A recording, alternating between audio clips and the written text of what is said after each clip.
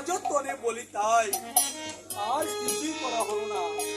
এর সর্বজীবী সমভাবে উদ্ধার দিতে হবে দয়াময়। তবে ভাই হরিদাসকে সঙ্গে নিয়ে জীবের এই প্রতি ঘরে ঘরে সাধু অসাধু ব্রাহ্মণ বৈদ্য চণ্ডাল সকলকে হরিনাম দিয়ে উদ্ধার করবে ভাই।